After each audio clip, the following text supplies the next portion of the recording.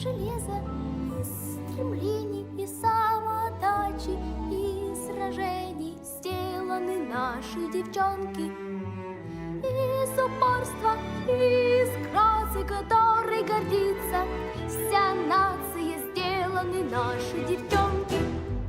Из синяков и тумаков, из отваги сжатых кулаков, из независимости и мастерства, из страсти и сердца и достоинства, из воли крепче Кремля, из силы и огня, из свободы от чужих мнений, из свершений и достижений сделаны наши девчонки.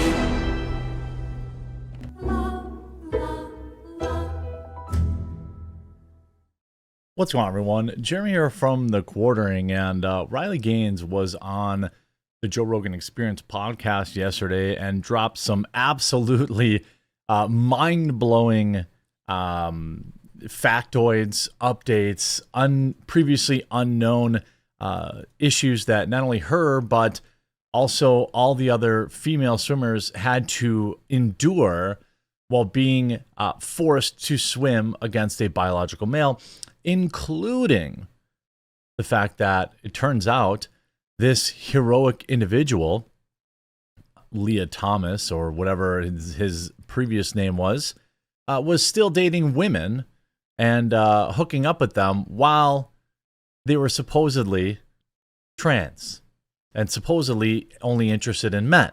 Supposedly. The whole thing is mind-blowing. You know, Joe, it's funny to watch because Joe Rogan can hardly even, like, he's all of us. He can't even fathom it. You see this covered on Louder with Crowder, and I'll show some clips too.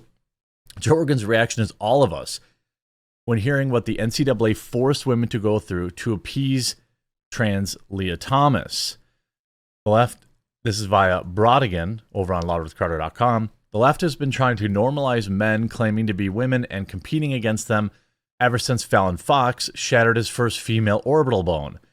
It wasn't until mid-male swimmer Will Thomas decided to go be Leah Thomas and went on to become a girls NCAA champion that it became a national issue. One of Leah's opponents, Riley Gaines, has become an outspoken supporter of protecting girls' sports, and she paid Joe Rogan's podcast a visit. I think this was a very, very powerful appearance because what a lot of people don't understand is, you know, Title IX is a thing, and it's supposed to protect women's sports. And this appears to be some kind of weirdo loophole that many biological men are taking advantage of. Check this out. As it turns out, Leah wasn't the only trans person competing. There was a female to male trans swimmer as well. Yes, female identifying as male that could compete against females, and a male claiming to be female to compete against females. Did you follow all that? This is what we're expected to accept as reality. Quote, you've got a 6'4" man in a woman's swimming suit with a bulge next to a woman wearing a Speedo and nothing covering her top. Your reaction was my reaction. Gaines is also shared the story about how she tied Leah, but because they had only one trophy, the NCAA decided it would be, quote, best if Leah, the one with the junk, held the trophy for the girls' swimming competition. I felt guilty for participating in a farce. I won't say I was necessarily cowering.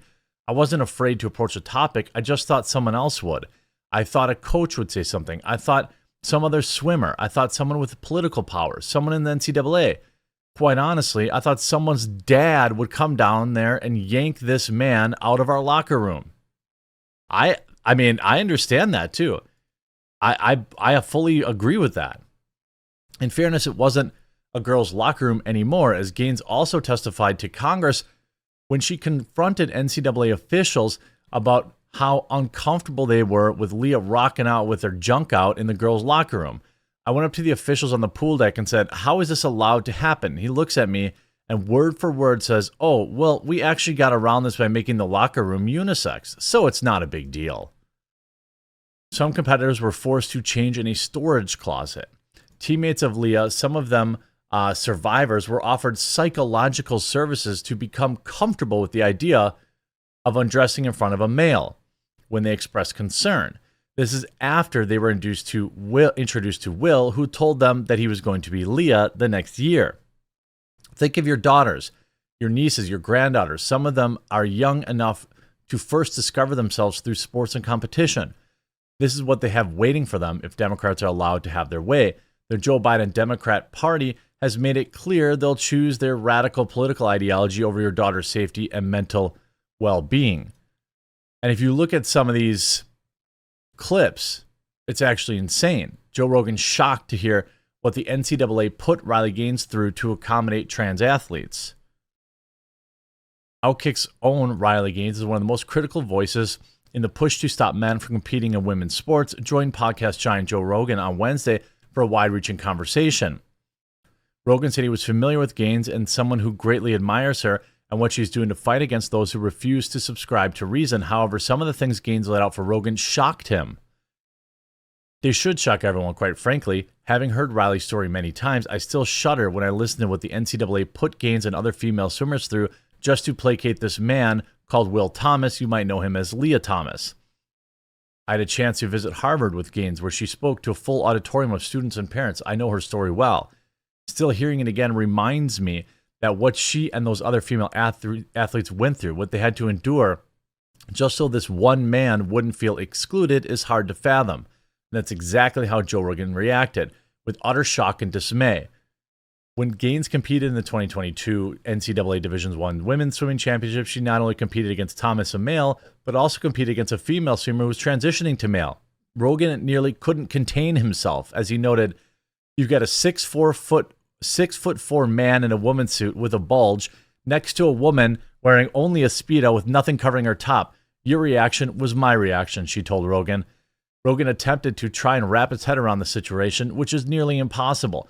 By the way, quote, "You're a woman and you have a biological male who's intact, who's hooking up with women and who's walking around hanging all out in the locker room with women, and you're uncomfortable with that.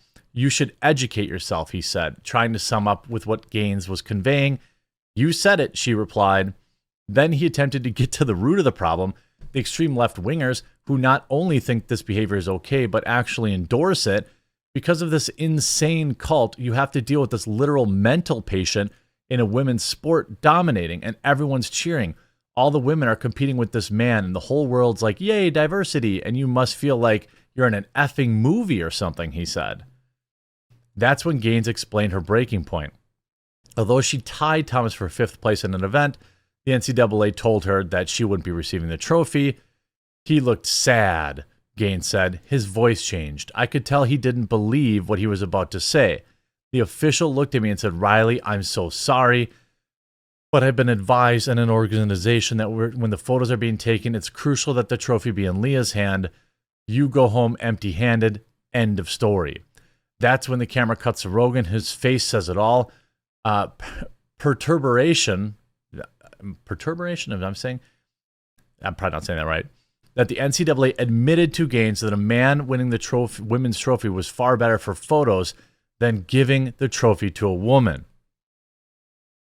As Gaines pointed out, she spends most of her time explaining why the physical differences between men and women create an unfair playing field when it comes to athletics. That's obvious to most people. In fact, that's why we separate men and women's sports in the first place. However, Gaines brought up another important point that hadn't previously been considered. The reason that these trans women are so vocal is that they're emotionally wired as men. The same assertive, dominant men who have always and will always be men are the same men claiming to be women, demanding the language that we use, she said. And some apologetic, emotionally driven, empathetic women who have been and will always be women, when they enter a man's space, they're not demanding anything because they're not the same women that they have been. It shows that the difference we possess within our characteristics almost innately. Great point, Rogan agreed.